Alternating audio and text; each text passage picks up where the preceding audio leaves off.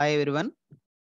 In this video, I would like to explain about crossed Cannizzaro reaction. For more organic chemistry related topics, you can subscribe my channel and click on bell button for the notifications of upcoming videos. So in the previous video, I was explained Cannizzaro reaction. And here coming to the crossed Cannizzaro reaction. It is also same as that of Cannizzaro reaction, but only the small difference in comparison with Cannizzaro reaction, that is, in case of Cannizzaro reaction, we are using the two similar aldehydes. But in case of crossed Cannizzaro reaction, the reaction, it happens in between the two different aldehydes. The reaction, it happens by using two different aldehydes. And one of the requirement of those aldehydes, you can select the two different aldehydes without alpha hydrogens. You can select the two different aldehydes without alpha hydrogens.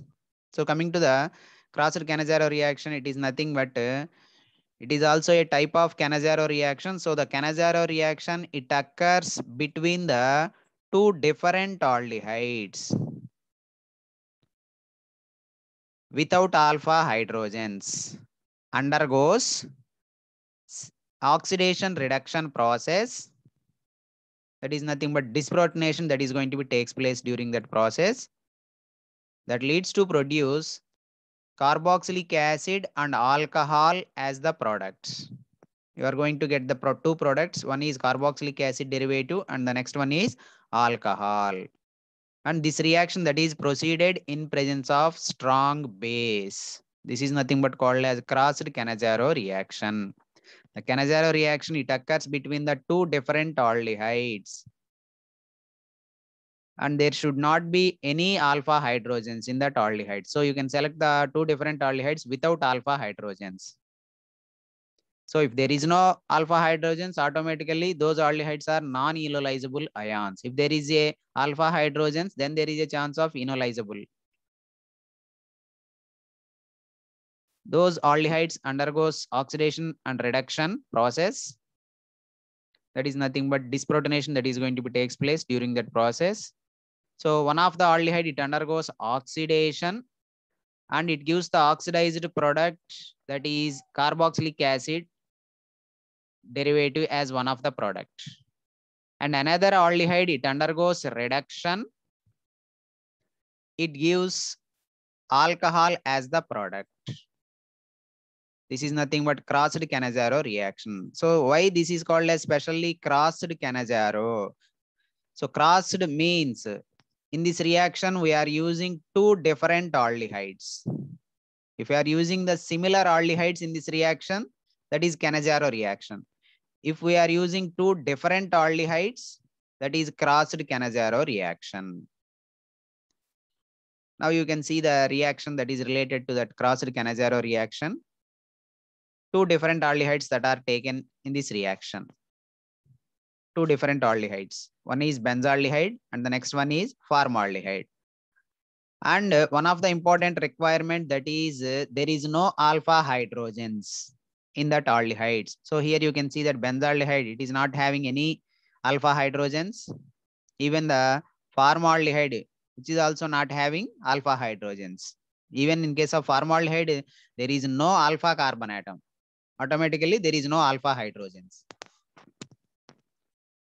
So the two different aldehydes which are in reaction with strong base followed by acid workup process, one of the aldehyde undergoes oxidation. So here the formaldehyde, it undergoes oxidation that leads to produce respective carboxylic acid derivative. That is nothing but formic acid.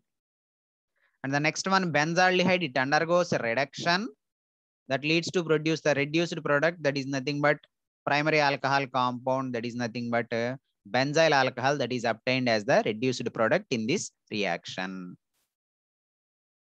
So in such case, you can remember that if there is a formaldehyde that is present in that reaction, so always the formaldehyde, it undergoes oxidation that leads to produce the formic acid. So in this reaction, you can observe benzaldehyde and formaldehyde that is there.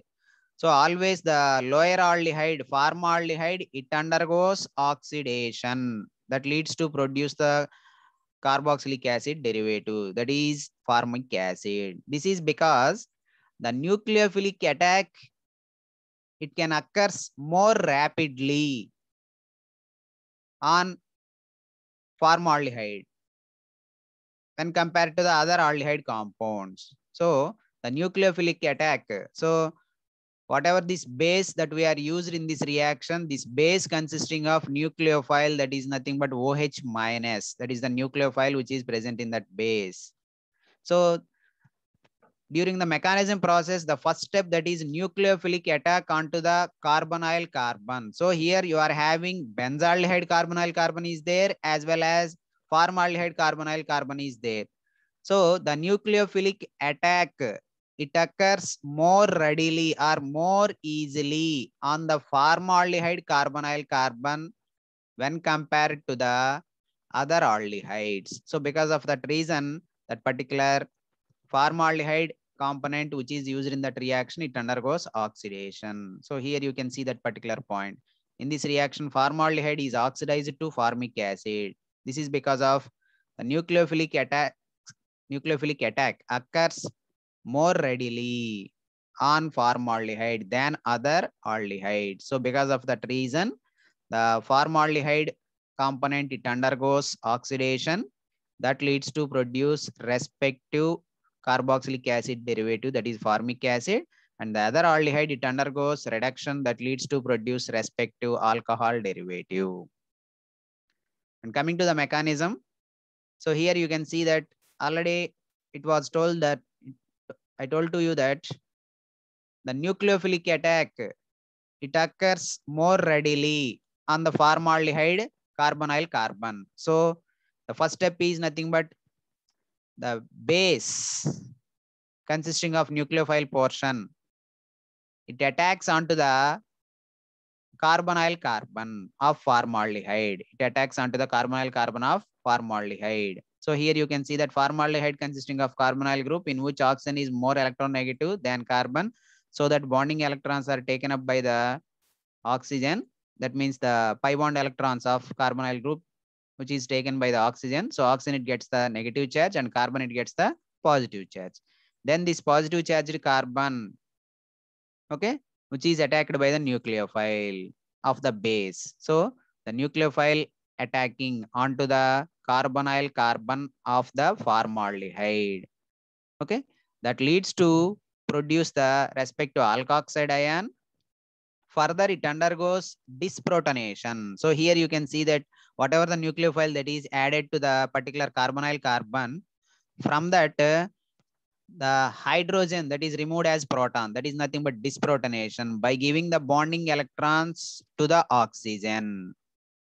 Disprotonation takes place so that you are going to get a dianion as the component in the first step. Dianion, two oxide ions. So that it is called as dianion. That is the first step. The nucleophile attacks the carbonyl carbon of the formaldehyde, followed by disprotonation that leads to produce dianion. That is the first step. And coming to the second step, the dianion that is produced in that reaction, it donates the hydride ion. So here you can see that this is the dianion component which is produced in the first step, dianion.